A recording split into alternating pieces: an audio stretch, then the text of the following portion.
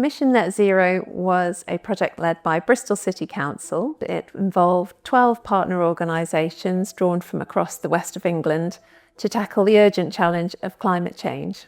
It was funded by Innovate UK and ran for 2 years until the end of February 2026. The project also contracted an inclusion specialist who helped to make sure that all the work was done in a way that would be positive for just transition. It's about inclusion, it's about equity, it's about community, it's about engagement, so that a just transition is equal in every single sense and that the journey to net zero leaves no one behind. Net zero as a term probably isn't what people relate to here, but I think how it's perceived is around those issues that are central to a lot of people's lives at the moment. Climate action's a bit more meaningful and you can understand it better if it relates to your own life. So if it's about how to make your house warmer or if it's about improving a much loved community building, it can make more sense to people.